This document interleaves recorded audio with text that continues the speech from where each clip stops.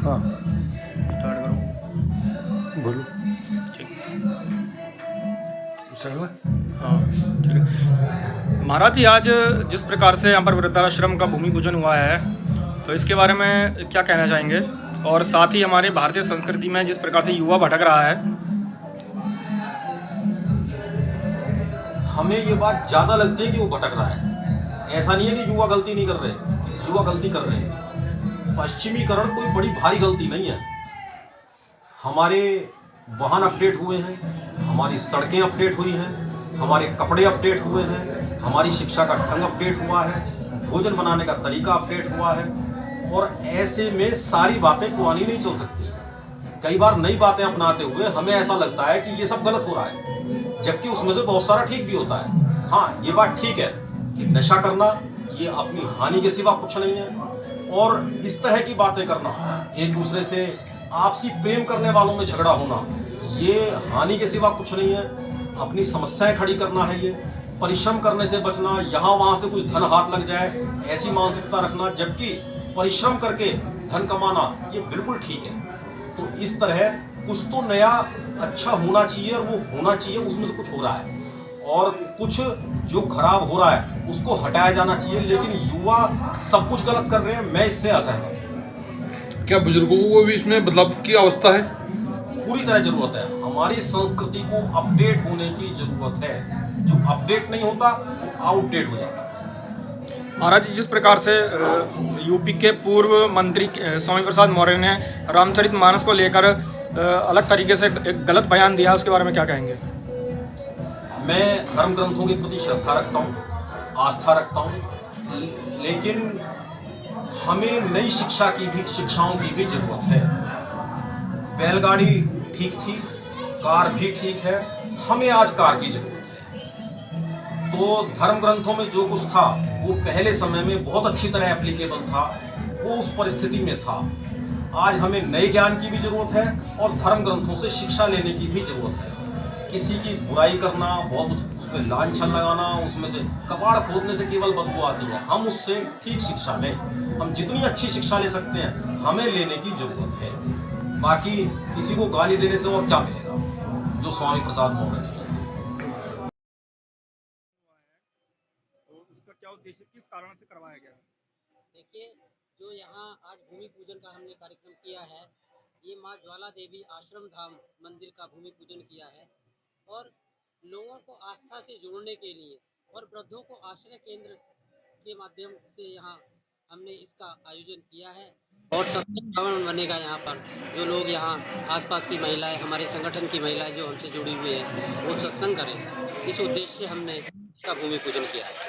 इस वृद्धाश्रम में जो भी महिलाएं आगे रहेंगी, तो क्या उनके लिए कोई यहाँ पे सुविधा शुल्क लिया जाएगा या निःशुल्क सेवा रहेगी? देखिए, ये वृद्धा आश्रम नहीं है, ये वृद्धों के लिए आश्रय केंद्र है। जैसे आपने देखा होगा कि परिवारों में जो बूढ़े माँ बाप होते हैं, सास ससुर होते हैं, वो जब बहुत लंबे समय तक परिवार में रहते हैं, तो कहीं ना कहीं उनके परिवार वालों को, बहू को कुछ दिक्कतें होने लगती है। तो हमारा उद्देश्य ये है, एक अनुष्ठान के तौर पर हम उनको 21 दिन, 51 दिन, 37 दिन के लिए रखेंगे। उनका मन अच्छा होगा, उनकी कमी उनको घर वालों को पता लगेगी, तब उनकी महत्ता को समझेंगे। इस उद्देश्य को लेकर हमने इस आश्रय केंद्र का मन बनाया है।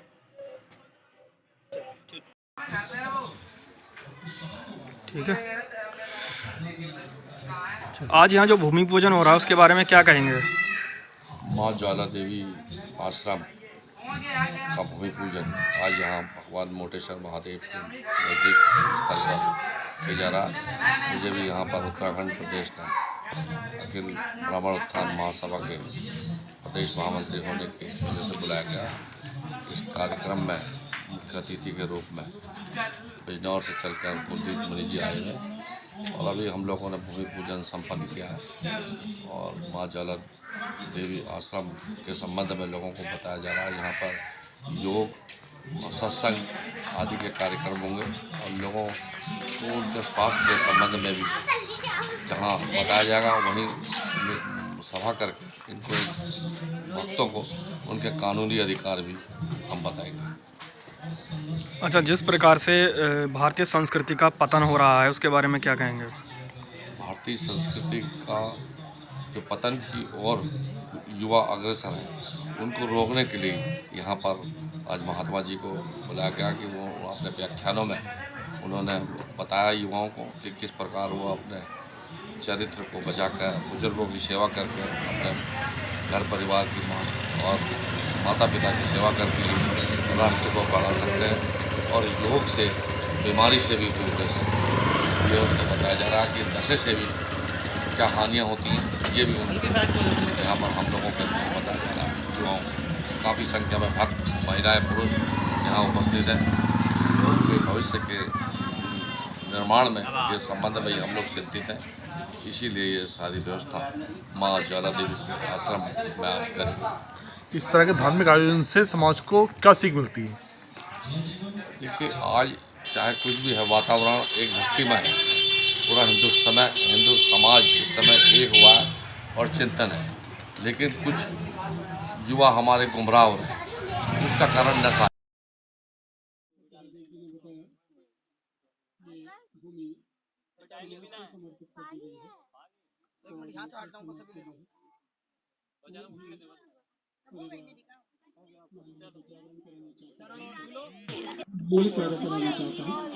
और इससे ये होगा कि जब आप धन्यवाद करेंगे तो धन्यवाद करने से आपका मन उसको सोचकर ही प्रसन्न होगा, क्योंकि वो एक महत्वपूर्ण बात है। और प्रसन्न मन स्थिर होता है, काम में लगता है, सफलता प्राप्त करता है, इससे आपको सफलता मिलेगी। प्रसन्न मन से जब आप याद करेंगे उस वस्तु को और साथ में ईश्वर को भी याद करेंगे तो मन तेजी से ईश्वर की ओर जाएगा और आपको वो सब मिलेगा जो मुझे मिला है। मैंने 2008 में राष्ट्रीय स्वयंसेवक संघ की प्रचार की से छुट्टी ली और 2017 में ईश्वर ने मुझ पर कृपा की, मुझे आंतरिक शांति मिली, आंतरिक खुशी मिली और मेरे दिमाग में जो समस्याएं थी उनका समाधान मिला। तो आपको भी वो मिलेगा और जब समाधान मिल जाता है तो फिर मन शांत हो जाता है, बुद्धि भी शांत हो जाती है। जब तक समाधान नहीं मिलता तब तक हम ढूंढते रहते हैं, थोड़ा अशांत रहते हैं। तो आपको भी वो सब मिलेगा। आप सब ईश्वर का धन्यवाद करते हैं और भी इससे आपको जो कुछ चाहिए वो मिल जाएगा। इससे एक बड़ी बात ये होगी, आप रोज ईश्वर से बात करें। आप इसके लिए रोज ईश्वर से प्रार्थना भी करिए। आपको जो कुछ चाहिए उसके लिए ईश्वर से प्रार्थना करिए। जो आपके लिए कुछ कर सकता है वो प्रार्थना भी कर सकता है, तो उनसे कहिए वो आपके लिए प्रार्थना करें। आप भी दूसरों के लिए प्रार्थना करिए। जो बहुत समस्या में फंसा है, सारा समाज मिलकर उसके लिए प्रार्थना करे। हमें ऐसी परंपरा बनाने की आवश्यकता है। और अगर फिर भी कुछ नहीं हो रहा है, फिर भी सफलता नहीं मिल रही है, आप मुझसे भी फोन करके कहिए, मैं भी उसके लिए प्रार्थना करूंगा। तो हम सब मिलकर प्रार्थना करेंगे, ईश्वर जरूर सुनेगा। ईश्वर सबकी सुनता है। मंगलाये तनो हरि मनोजवं मारुततुल्यवेगं जितेन्द्रियं बुद्धिमतां वरिष्ठं वातात्मजं मानयत्यमख्यं श्रीरामदूतं शरणं प्रपद्ये नीलाम्बुजं चाम्बरकोमलाङ्गं सीतासमारोपितवामभागं बाणो महासायकचारुषभं नमामि राममाधववन्दनाथम् ॐ पुष्पमक्षितं समर्पयामि नमो नमः। पंडित जी इसका भूमि पूजन का कार्यक्रम कर रहे हैं और आप सब लोग आए और इस कार्यक्रम में शामिल हैं। ज्वाला देवी आश्रम की ज्वाला देवी आश्रम धाम यहाँ वृद्धों के लिए वृद्धाश्रम जैसी जगह जाने वाले वृद्ध नहीं निकलते हैं। जो संतानें ये सोचती हैं कि मेरे माता पिता ने मेरे लिए ये नहीं किया, ये नहीं किया, ये नहीं किया, उनके माता पिता ने किया, तो वो एहसान फरामोश होते हैं। धीरे धीरे उनके मन में ये स्थापित हो जाता है कि ये नहीं किया, एहसान फरामोश होते हैं और उनकी संतानें भी फिर ऐसी होती हैं। धीरे धीरे उनके परिवार से ही ऐसे लोग निकलते हैं जिनको वृद्धाश्रमों की जरूरत होती है। हमें ईश्वर ने बहुत कुछ दिया है। हम बड़ों की भी हालत ऐसी हो गई है जैसे मेले में जाने वाले एक बच्चे की होती है। जो मिल गया उसका तो कोई मतलब नहीं, वो तो है ही मेरे पास। अब जो नहीं मिला है, जो मुझे चाहिए, उसके लिए मैं रोता हूँ, शोर मचाता हूँ। ये हम सबकी हालत है। तो हमें करना क्या है इसमें? ऐसा नहीं है कि इच्छाएं नहीं होती, इच्छाएं सबकी होती हैं। ईश्वर ने हमारे अंदर इच्छा उत्पन्न की है। तो उसका क्या करना है और हमें कैसा जीवन जीना है, किस तरह विचार करना है, मैं आपको ये बताता हूँ। तो आपको ईश्वर ने हाथ पैर आंख नाक कान दिए हैं, इंद्रियां दी हैं, जीवन दिया है, जीवन दिया है। तो इसके लिए ईश्वर का धन्यवाद करिए, क्योंकि आंख जब तक ठीक है हमें लगता है कोई विशेष बात है ही नहीं, और जब खराब होती है तो हमें लगता है ये बहुत बड़ी मुसीबत है, पहले ये ठीक होनी चाहिए। तो अपनी इंद्रियों की ऐसी स्थिति है, हमको इन सब इंद्रियों के लिए ईश्वर का धन्यवाद करना है। कितने ही लोग रात को सोकर नहीं उठे, हमें आज का दिन मिला है, इसके लिए ईश्वर का धन्यवाद करें। कितने लोगों की आंखें नहीं है, हमारी आंखें हैं, इसके लिए ईश्वर का धन्यवाद करें। हमें सूर्य का प्रकाश मिला है, सांस लेने के लिए हवा मिली है, पीने के लिए पानी मिला है।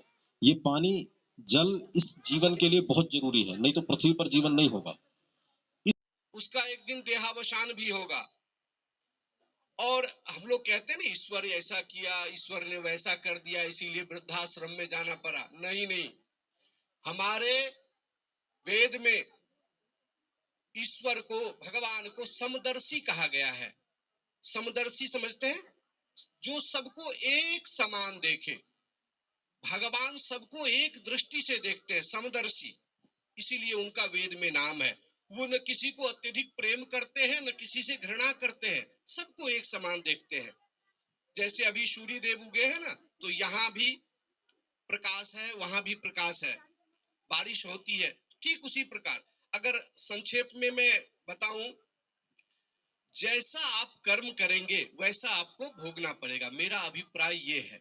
अगर आप अपने घर के वृद्धों को कष्ट देंगे तो भैया आपको भी भोगना पड़ेगा, रिटर्न गिफ्ट मिलेगा। क्योंकि भगवान कहते हैं, ना भुक्तम क्षीयते कर्म कोटि जन्म सतैरपि अवश्यम एव भोक्तव्यम कृतम कर्म शुभाशुभम। जो भी हम शुभ अशुभ कर्म करते हैं, अवश्यम एव भोक्तव्यम, वो हमें भोगना पड़ेगा। चाहे आज भोगे या फिर सैकड़ों वर्षों के बाद भोगे, भोगना तो पड़ेगा ही। इस चीज को ध्यान में रखिए और अपने वृद्ध का आदर कीजिए, क्योंकि आपको भी सानंद मानंद वने वसंता मानंद कंदम हत पाप वृंदम वाराणसी नाथम अनाथ नाथम श्री विश्वनाथम शरणम। निवेदन करूंगा डॉक्टर राघव जी से, जो हमारे प्रांत शिक्षक प्रमुख हैं संस्कृति भारती, उनसे मैं दो शब्द माँ ज्वाला देवी आश्रम धाम के बारे में, धर्म जो हमारा धर्मार्थ का कार्यक्रम होना है उसके विषय में अपने विचार रखेंगे।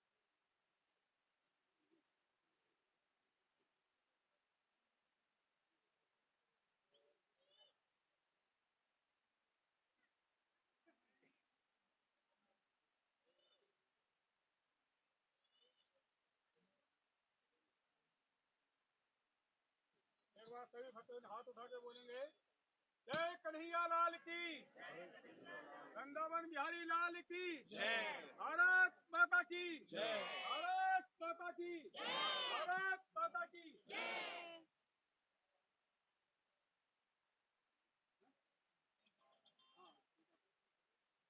दीजिए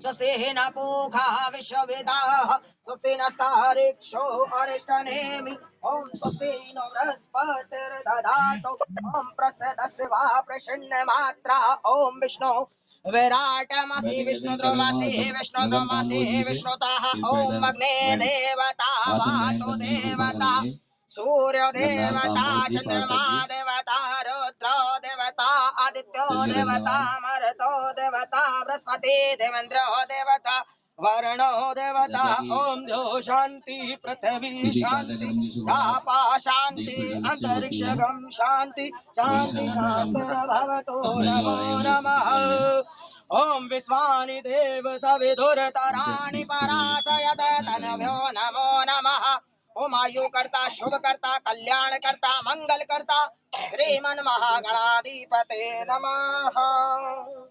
अब इसमें आप का संकल्प है विष्णु विष्णु विष्णु नमः परमात्मने ब्राह्मण हिते परार्ध है श्री श्वेत वारः कल्पे देवस्वत मनवंतरे अष्टा अवश्य तमे युगे कलियुगे कली प्रथम चरणे जम्बू दीपे भरत खंडे आर्य वर्ता गतः देशे भारत देशे पुण्य क्षेत्र काशीपुर क्षेत्र है श्री इस जगह का नाम लीजिए जहाँ ये हो रहा है डिफेंस कॉलोनी उत्तराखंड प्रदेश विक्रम संवत 2079 साके संवत 1944 मासा नाम मासे शुभ मंगल मासे माघ मासे अमुक पक्षे शुक्ल पक्षे अमुक तिथि पूर्णमासी तिथि शुभ मंगलवार वासरे रविवार वासरे अमुक गोत्र अपने गोत्र का नाम लीजिए अशोक गोत्र है। बैठने में आसानी रहेगी सभी को। और जैसा कि आप लोग जानते हैं कि ये बहुत पिछले 4-5 दिन से भागवत कथा का आयोजन हो रहा है।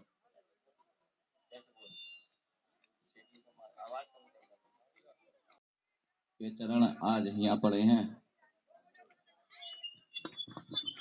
सभी भक्तगणों से मेरा निवेदन है कि पंक्ति की व्यवस्था है, एक के पीछे एक बैठेंगे।